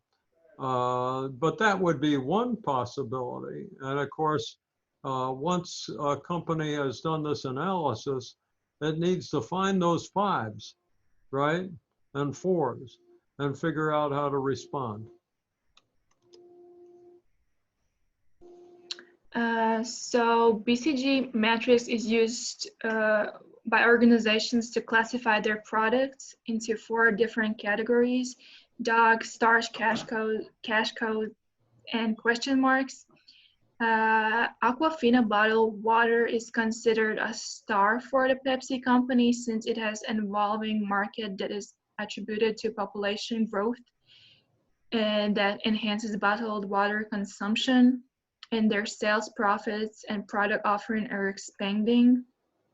And Pepsi's Tropicana juice is categorized as cash cow for the company because Tropicana has managed to attain a high market share of the orange juice market. In addition, Pepsi's potato chips brands such as Lay's and Ruffles are classified as cash cows due to their high revenues as well. The question marks, like the name suggests, the future potential of these products is doubtful, and new products like Sabra hummus or Kevita kombucha drinks, and these products are on their way to become stars. And dogs can be the energy, for example, in this energy drink AMP, because the energy drink industry is dominated by Red Bull. And the AMP energy drink is a brand of PepsiCo, and it is grouped as a dog because the given mature energy drink market, the AMP has failed to gain a significant market share in this energy drink industry. Okay. If we were to just ask ourselves where the majority of PepsiCo's business is on this chart, where would it be? Again, anybody on the team can answer. Cash I cow, mean, I think. carbonated drinks, probably. Who said cash cow? I did. If that's Arthur, all I can see is your nose up. Oh, my bad. There we are. Yeah, you're absolutely right. So PepsiCo doesn't have many stars. It's got a lot of ventures or question marks, lots of new products over here. But it's very difficult to get them into the star category where the market is growing and PepsiCo has a large share. Very difficult. Now, we saw that these two drinks up here respond to the demand for products that don't cause osteoporosis and don't cause, what am I trying to think of, the disease? What's the disease? You can't think of it? And we just talked about it. Diabetes. So in any event, you know, we saw PepsiCo's sales have been very flat in recent years. Right, Ianu? I'm sorry to wake you up. Were you watching the baseball game or? Oh, I'm here. I'm just muted. Anyway, yeah, I caught you watching the baseball game or something. Maybe a TV show? I don't like baseball, but no, I'm here. TV show. Oh, I know. You were looking at porn. Anyway, that's what, yeah, look at him laugh. I think that's what it was. Anyway, so there are a great many of these products in this upper right-hand quadrant, but very few make it over to the star category. And as a result, we have all these products that are doing just fine in the cash cow category, but they're not growing. And so when we looked at PepsiCo's sales graph, right? How did PepsiCo's sales graph look? Who can tell me? What did we notice about the sales graph? It went up very fast in 2011, and now it's like a line. It's flat, yeah. Yeah, it's flat, yeah. Well, so, and that's because the majority of its products are down here, where the market's not growing. PepsiCo's profit is good because it's got good market shares and it can make good profit margins. But, you know, in order to get things where PepsiCo needs them, it needs to get things growing again, and it needs to get some of these products over in the star category. Now, when the United States and Russia keep fighting with each other or stop fighting with each other, then PepsiCo's new division in China, Wimbledon, the dairy products company, can start to grow again. When the US and China quit fighting with each other, if they ever do, then that may mean that PepsiCo can start to grow in China. I don't know whether South American countries will ever stop, you know, doing what they're doing. They seem constantly to be, you know, tearing themselves apart. But if they ever stabilize, then perhaps PepsiCo's businesses in South America can grow. But right now, this mix suggests that PepsiCo is sort of stuck in a rut, right? They're in this thing and they can't get out. So they can't go up, they don't go down, they make profit, but you know, we don't see this going on. We don't see this going on because of these cash cows dominating, and we don't have much going on in the stars. And although we've got lots of wonderful new products, they don't seem to be making it into the star category. And here is an industry life cycle. There are 4 key stages, like introduction. This stage includes like new products. Then the growth includes products when sales being to increase rapidly as the product gains popularity. Products like this from BCG matrix, like star category, like Aquafina water, Gatorade. And the maturity stage is the longest stage, and it generates the majority of product sales and profits. These are PepsiCo's products like all carbonated drinks, as well as Tropicana juice, Lay's, and Riffle chips. And the declining stage includes all the PepsiCo sugary drinks and salty snacks.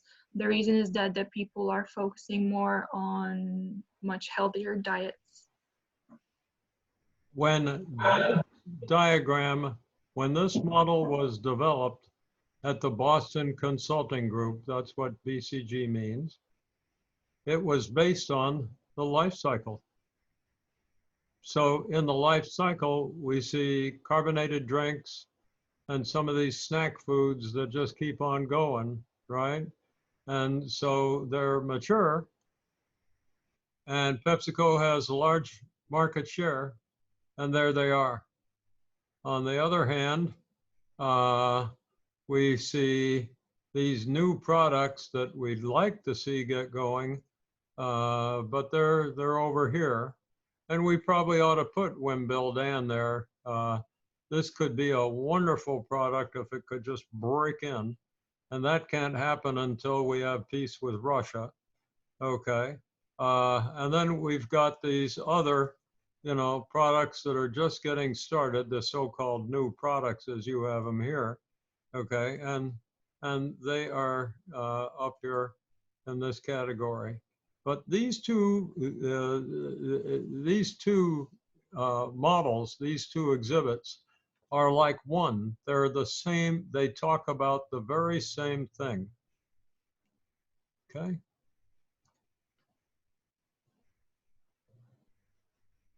Can't hear you. I'm sorry. So as PepsiCo understands that demand for healthier products is rising, and the merger with SodaStream was a very successful addition. And SodaStream is the #1 sparkling water brand in the world. They enable consumers to easily transform ordinary tap water into sparkling water in seconds. And the product includes a machine. In the picture before, there was like the product includes a machine, a carbon dioxide cylinder, and 1 or more reusable beverage bottles.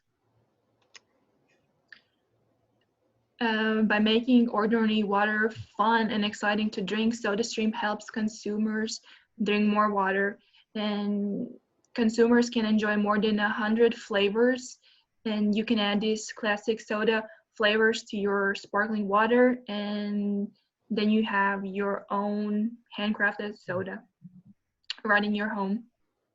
Do you drink a lot of carbonated beverages or SodaStream sparkling water, Yvonne?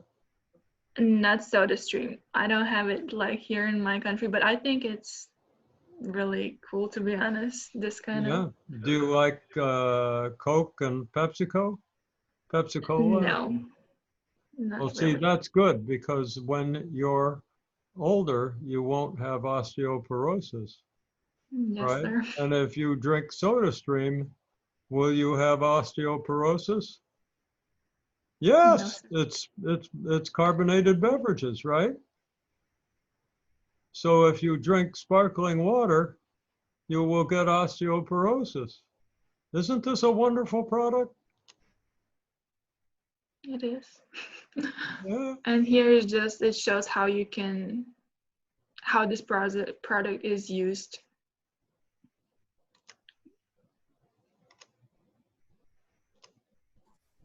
Okay, so here is the PepsiCo SWOT analysis. So first, with the strength, one of the strongest brand in the market is PepsiCo. So it enabled the film to attract consumers to its new products. Then the broad product mix represents PepsiCo's increasing ability to reach various markets and segments, such as through Frito-Lay, Quaker, and Pepsi products. And then the extensive global production and distribution networks are strengthened that support the company's international growth and the expansion strategy of PepsiCo. Then the weaknesses. So PepsiCo derives about 70% of its revenue from markets in North and South America. And this weakness indicates that the company has not yet maximized the potential revenues outside America. Then, in addition, PepsiCo operates primarily in the food and beverage industry, and this is a weakness because it maximizes the company's vulnerability to risk in the food and beverage markets. And finally, for the weaknesses of PepsiCo, PepsiCo fails to effectively market many of its products to health-conscious consumers. Then opportunities. So PepsiCo has the opportunity to diversify its business, such as by acquiring a complementary firm that is not in the food or beverage industry. Another opportunity is to increase its penetration in developing countries to generate more revenues from markets outside America. And in addition, PepsiCo can create alliances with complementary business to increase its market presence. And finally, the threats of PepsiCo. One of the biggest is the aggressive competition with the influence of Coca-Cola, which is very significant, and the healthy lifestyle trend, which is a threat for PepsiCo, and finally, environmentalism, how consumers negatively respond to the product waste and life cycle issues. I would think that that threat applies to most corporations, not necessarily to Yeah, PepsiCo uniquely. yeah, I'm a little worried by this one limited business portfolio. You're saying that because PepsiCo is in the food and beverage industry, yeah. that's a weakness. Would you have them making furniture? No, but How about I cars? That's another consumer product. yeah. I mean, yeah, I know that it's not a big weakness, but I thought it was like important to put that here. But Well, that it might not be a weakness because there certainly are lots of opportunities in its current markets. mm, But okay, now it looks like these slides include what you just talked about, right? We do have a little problem with diversifications haven't always worked out or unrelated, but you've talked about the strengths. But maybe you can talk about the weaknesses here on this slide because they're not on your summary. And then I guess we can continue on. I'm concerned about the time. Okay, so for this slide, I think it's Michael's slide. So if he wants to. And I'm sorry, he just texted me that he has some, like his mic was not working and he had to restart his laptop. So I think you need to let him in again. There's no indication that he's attempting to enter. Okay, I can do this slide. Yeah, go ahead. Okay, so yeah, so in addition for the weaknesses, so there is a struggling to compete in emerging markets. In related diversification moves has been unsuccessful, such as North American Van Lines, Wilson Sporting Goods, and Lispen International. They all had to be sold, right? Yeah. They did not fit. Okay. Yeah. And the related diversifications haven't always worked out well, either with Kentucky Fried Chicken, Pizza Hut, Taco Bell. And this is because they competed with McDonald's, Burger King, and Wendy's. Right. And eventually they threw PepsiCo out of their stores. Yeah, they're good businesses, but they competed with the customers, so Yeah. they had to be sold. Okay, let's move on to the resources. All right. Okay. Sorry about that. So just the strength and weaknesses and resources. So PepsiCo have a lot of labs worldwide. So it's seven research and development. How labs. many? 7 research and development labs. I think it was 30. Yeah. Yeah. The biggest is in Shanghai. Now there are more than 7 that are major labs, but I believe if you check PepsiCo's literature, you'll see that they're now up to about 30 locations. Okay. That's a lot of labs, isn't it? Yeah, it is. Okay. And what's really remarkable is that I don't know what to call it, but the headquarters for labs is in Shanghai, which is quite remarkable. That's where the research and development.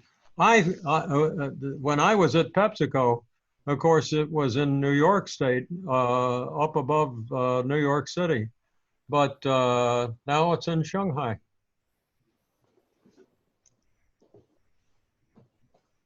So this is a strength because they have many products and many grocery stores and convenience store chains. However, one of the biggest weaknesses is international marketing because of facts such as sugar taxes. They're making their goods more expensive and making it hard for people to actually like consume their goods.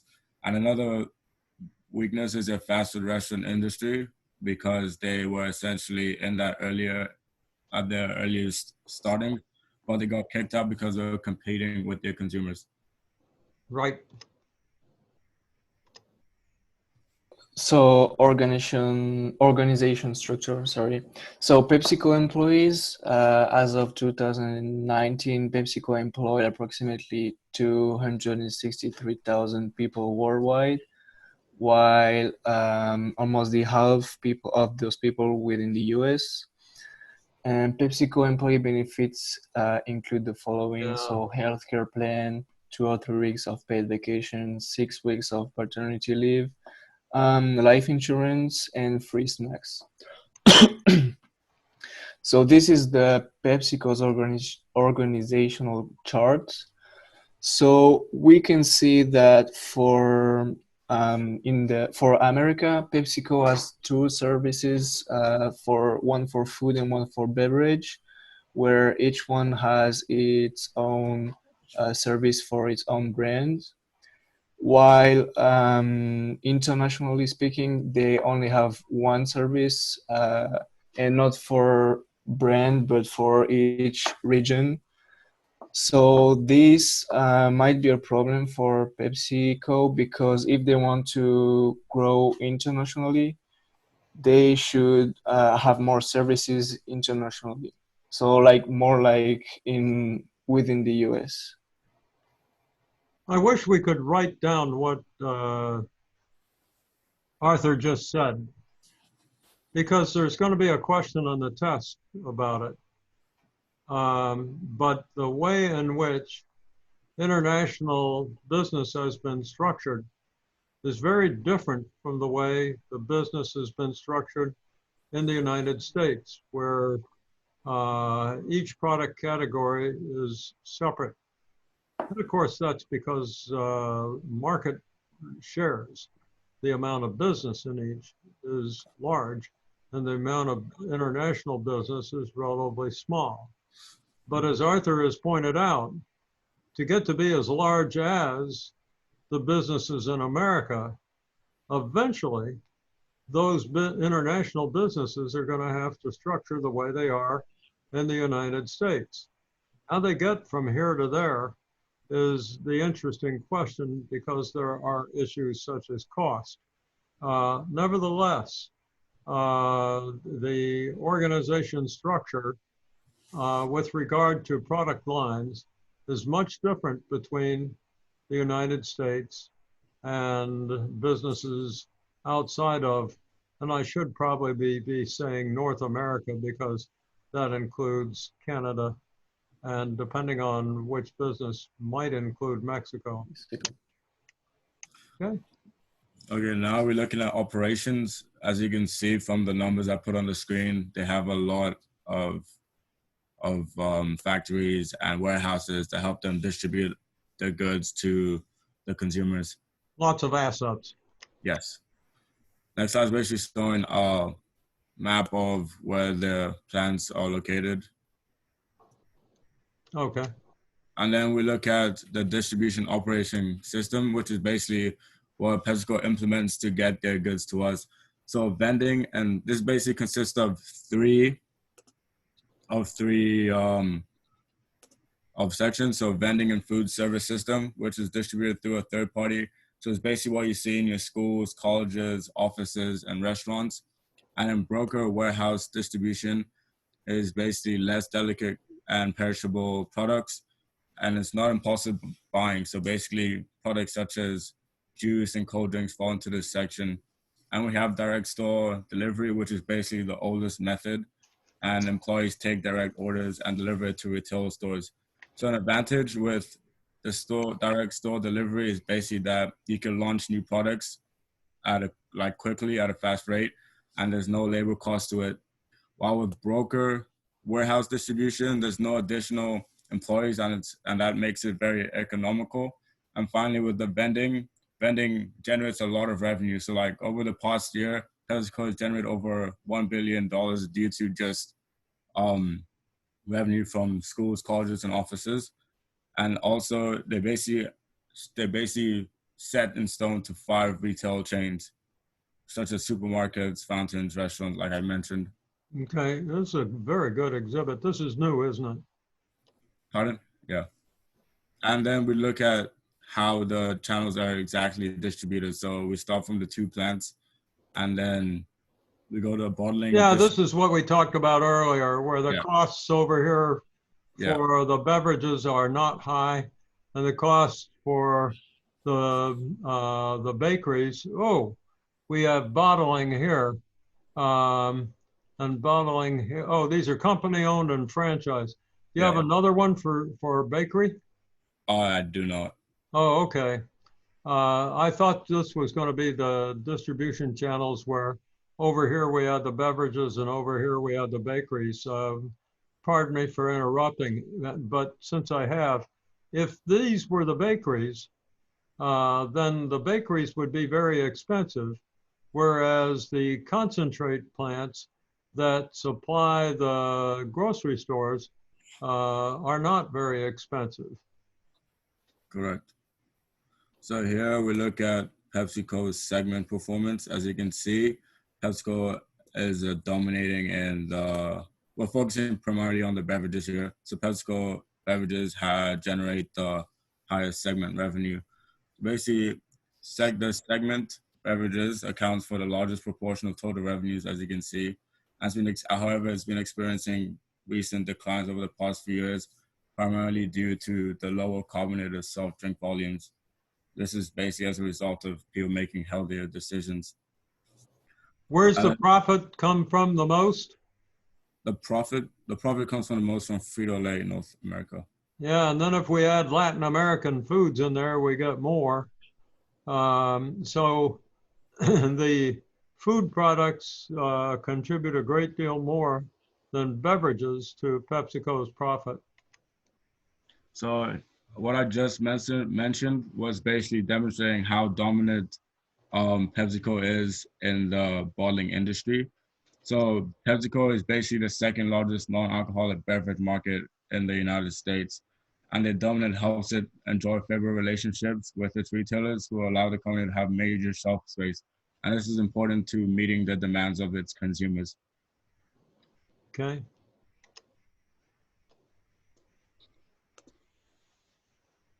So now I'm talking specifically at the different marketings in China and India and the forms of advertising that they demonstrate. So they have a large billboard. They have a lot of billboard advertisements in India. They use a lot of screen time, and through social media is another way that they try to attract more consumers. And these are just the images are just some of the products that they specifically sell in India. Okay. And we look at PepsiCo products in China. As you can see, similar, they have different type of products and different forms of advertising. But in China, they demonstrate most of their advertising through digital as well as social media. These are really different ads, aren't they? The Yeah. one on the left is particularly interesting, where you got somebody with an American flag and Chinese. That one's very strange, but these on the right are much more believable. Okay, now we're going to talk about Cola Wars, which is basically a marketing campaign rivalry between Coca-Cola and PepsiCo. And it's an issue for PepsiCo because their market spendings aren't up to date or are lower than that of Coca-Cola, and they're two rivals in the same industry. So basically, as you can see from the graphic to the right, this is just specific to PepsiCo, but Coca-Cola has a higher market share than PepsiCo, which suggests that they're getting more income from their sales. So in order to bolster this statistic, solutions to this would be to pump more money into the soda business, such as through more digital advertising, more billboard advertising, and social media, because clearly Coca-Cola is winning that remark.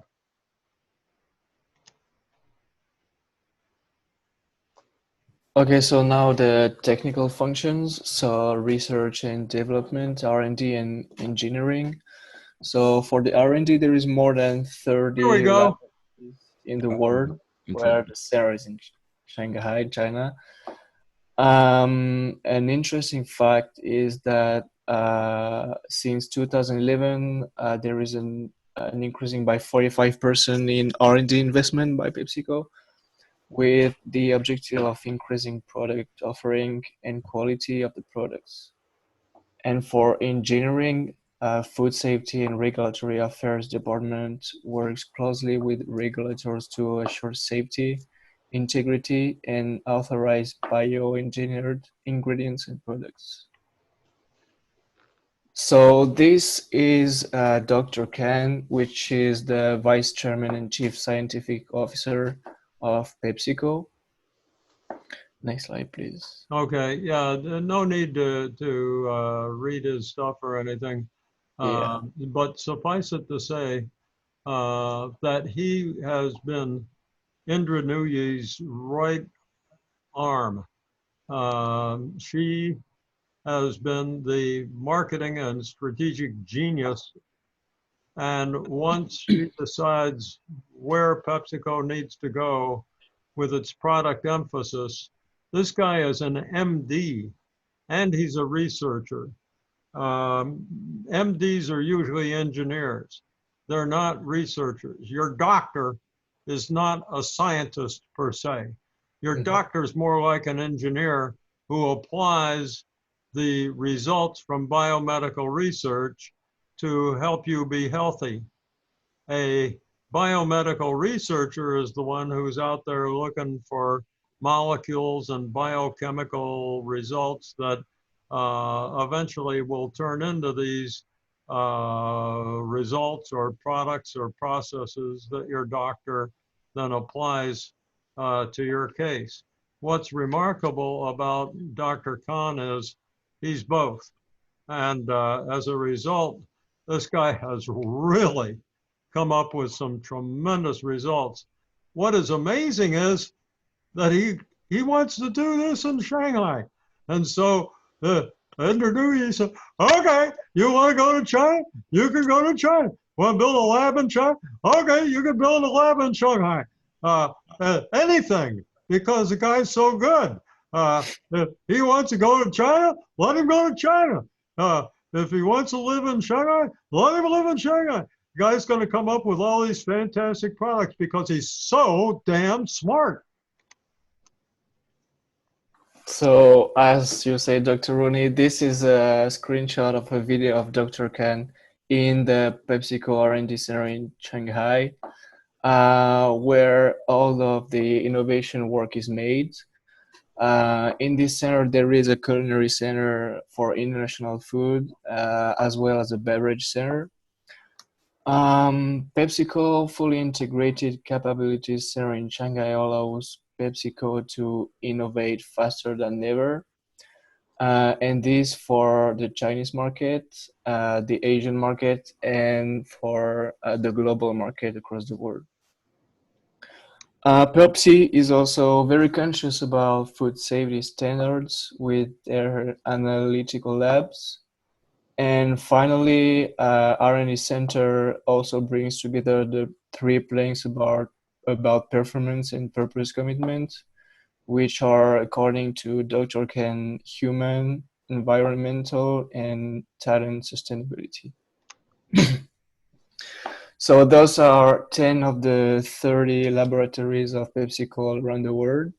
So we can see that there is labs almost everywhere, like in America, in Mexico, in Europe, in Middle East, in South Asia, Southeast Asia, and even Australia. Okay, so we just look at the organizational structure and the functional groups that PepsiCo have. So PepsiCo have several global. Yep. Sorry. They have this may be a section that we don't have to linger on too long. Yeah, facts. So okay, we can move on.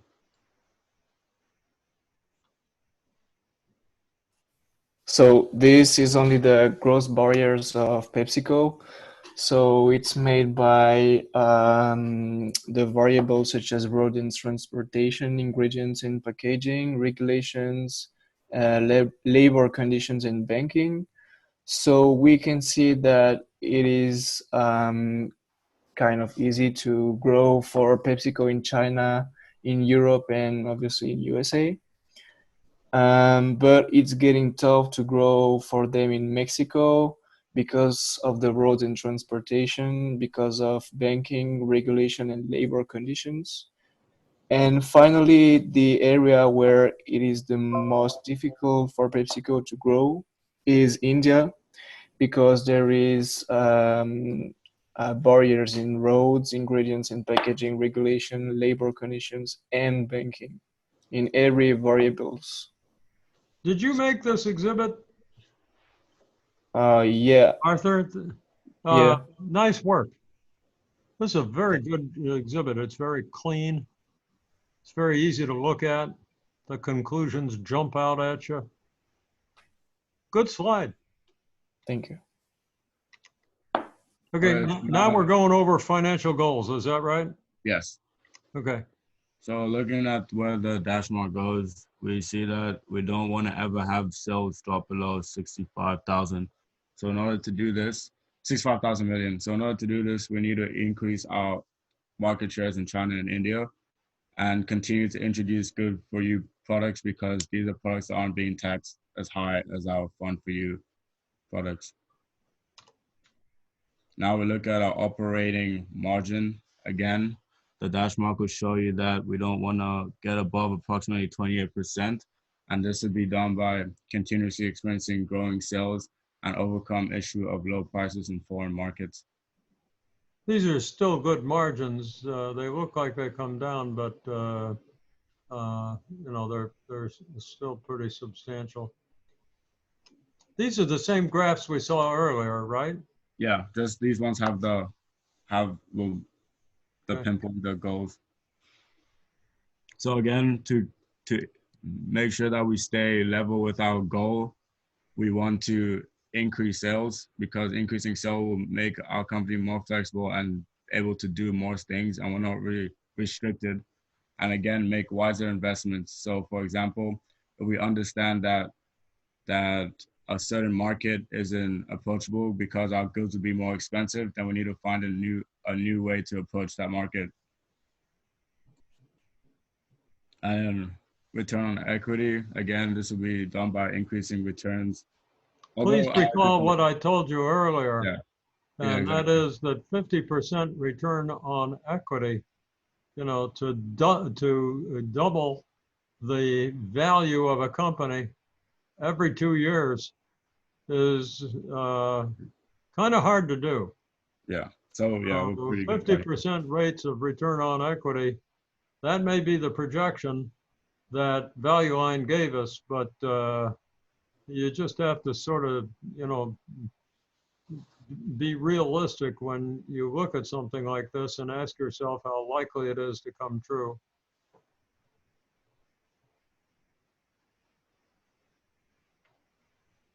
And here's our financial goals for leverage is we want to lower it because it's going to make PepsiCo more aggressive, and it can be improved by reducing long-term debt and increasing its equity. Right. So the goal is to get to 50%. That's a good goal from where they are now. PepsiCo has become respected as a worldwide leader in food and beverage industry, and its goal is to maintain the leading positions in all these fields, and as well as the goal is to bring other PepsiCo's products to the top. Okay. So now we're talking about the outlook. Yes, PepsiCo's performance with a purpose agenda for the coming decade is focused on 3 core priorities: products, planet, and people. They want to help to improve health and well-being through the products it sells, protect our planet, and empower people around the world. Okay. Okay, so now we look at some challenges that PepsiCo going to need to overcome in order to reach their goals. So one of the biggest challenges, as I mentioned at the start of this presentation, is the fact that they need to become a more sustainable company. As you can see, they're labeled one of the top polluting brands in the world. So this can be done. Maybe they need to find a new way to package their goods and services to their consumers. Okay. And then we look a focus on business challenges. So essentially to reach our financial goals, we want to produce more good for you goods, find a way to combat obesity rates, and in combating the obesity rates, we will figure out that the sugar taxes aren't as much of an issue anymore, and finally increase sales in China/India to reduce our debt. Okay, and I think that's the last slide, right? Yeah. Yeah. Okay. And although this was a very long presentation and had a lot of material in it, there were a couple things at the end that I didn't notice. Let's just, and they're on the outline. I'll just try to bring them out of my head and sort of touch on them. First of all, you've got the goals, but what are the strategic objectives here? What is PepsiCo's strategic objective? Is it low cost? Is it differentiation? Is it a hybrid combination of the two? Is there a prioritization here?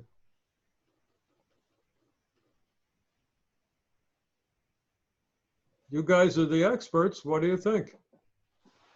I think PepsiCo want to become more diversified.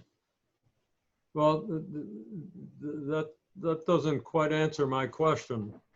Okay, you know, we've got what are called the generic strategic objectives, right? Yeah. Okay, and they are? Diversification. No? Oh wait, no. Is it transnational? No. No. Low cost and differentiation. These are the very basic things. So if you're PepsiCo, are you more interested in low cost or differentiation? I would say differentiation. Yeah, yeah, because PepsiCo is not going to be one of those companies that offers a cheap product, you know, like some of those products you find in the grocery store whose label you don't recognize, but it's less expensive. It's got the grocery store's label on it. There are companies that make these products for the grocery stores, and they're called generic brands. But no doubt about it, PepsiCo is interested in differentiation. Now, the problem is that it can't neglect the low cost because it has to make the product affordable too, right? So PepsiCo's strategic objectives are a hybrid of low cost and differentiation with an emphasis on the differentiation. If PepsiCo gets to low cost and loses differentiation, people are going to walk right by it in the grocery store, right? So no doubt about it, differentiation first, then low cost. Okay, then did we do Ansoff's matrix here? I don't think so.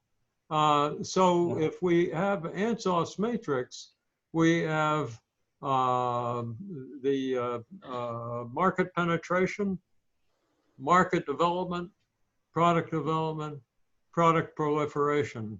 Those are our four approaches to growth. Where has PepsiCo's approach to growth been in the past? Where does it need to be in the future? Again, I'll give you the four options because I've got a feeling you don't remember them. So market penetration, that's existing products in existing markets. Remember the 2 by 2? Existing products in existing markets. Existing products in new markets. New products in existing markets. New products in new markets is product proliferation. So what has PepsiCo's strategy been in the past? Which one of those four? Market. Write them down, Michael? Yeah, I mean. Because you're going to need to know them on the test. That's for damn sure. Market penetration, I think. Yeah, that's been a big one. How did they get market penetration? Think about how? BCG matrix again. Where are they? What has been so important to PepsiCo? Through its acquisitions, for instance? New products, right? So PepsiCo has accomplished product development through its acquisitions. So it acquired Tropicana. It acquired Quaker in order to get Gatorade, right? It acquired SoBe, which is short for South Beach beverage. New product, kombucha, fermented, but people like it. Okay, so the traditional strategy has been based on product development. PepsiCo is a company that's famous for developing new products. Now, we've taken a look at the pie chart and we found that 76% of PepsiCo's business is not outside of mature markets, North America, Canada, Mexico, Europe. North America is U.S., North America, which is U.S., Canada, and Mexico. So North America and Europe, when you add them together, you got 76%. That doesn't leave much for the other countries, does it? Okay. And so where must PepsiCo's strategy be in the future? Ladies and gentlemen, tell me. Which of Ansoff's strategies? New markets. It's, again, you're not taking any notes, so I think you got it right, even though you used the wrong word. Market development. Yeah. So Ansoff's market development strategy is what obviously is required for PepsiCo to be successful in the future. That's a big deal. Okay, now we've had related diversification and unrelated diversification in this case, right? What were PepsiCo's unrelated diversifications? We did talk about them earlier. Boy, you guys have studied this case. You're supposed to be the experts. Nobody's talking. What was the question? North America. What was the question? Yeah, I didn't I hear. don't believe it. What were PepsiCo's unrelated diversifications? Oh, it was Wilson. Was Wilson it? Sporting Goods, Yeah. North American Van Kentucky, Lines, and a truck Kentucky Fried leasing Chicken. company called Lease Plan International. And Yeah. what were PepsiCo's related diversifications? Well, many, but there were three that were of particular interest to us. Kentucky Fried Chicken, Taco Bell, and Pizza Hut. Yeah. Très bien, vous avez raison. So, the gentleman is correct. Why did those acquisitions not work out? Because they were competing with their consumers. They were competing with their consumers. They were competing with their customers, yes. Yeah. And so they had to get rid of them. Okay. I think that covers the basic approaches to strategy anyway. There are probably some things that I'm not thinking of, but if you just look at that outline, the bottom part of it seems to have been neglected. You got the goals.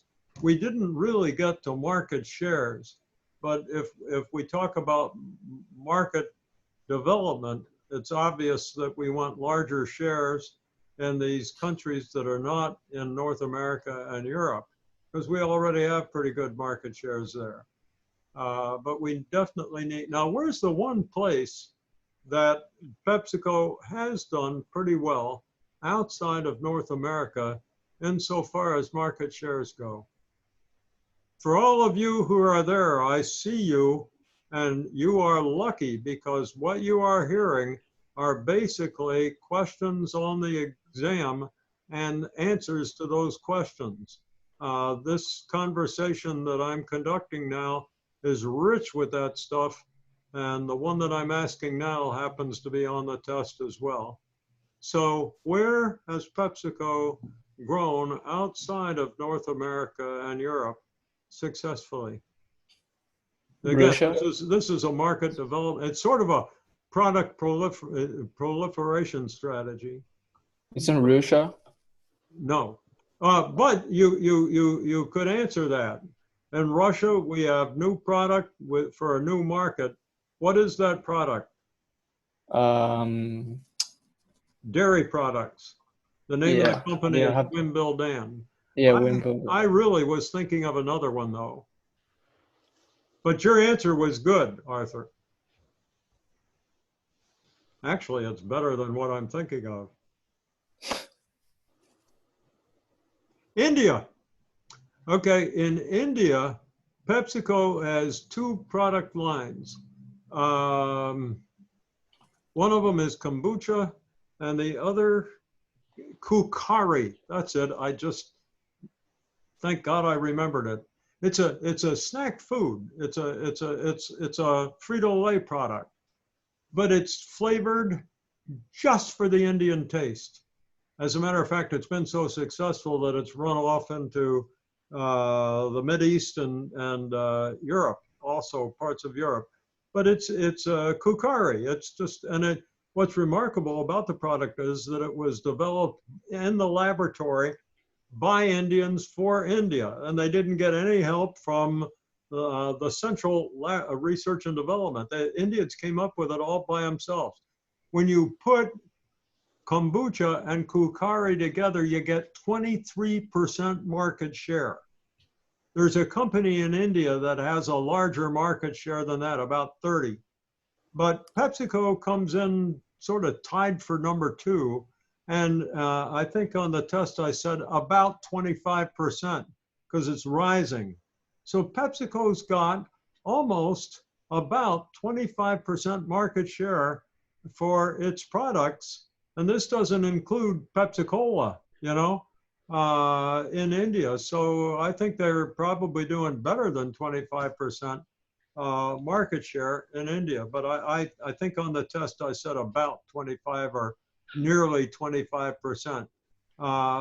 So as a market development strategy, PepsiCo's approach in India is going pretty well. That's very encouraging for them. So not everybody, looks like we got Katie. Katie, she got some answers to the question. Carmen did, Heather did. I think that's it. So you guys are, oh, Ollie's there. He's always there. That guy never gives up. Okay, so I think that finishes it, but I would have liked to see some more work on strategy in this presentation. And so I felt it was important for us to discuss that. And with that, I think the best thing to do is stop this thing from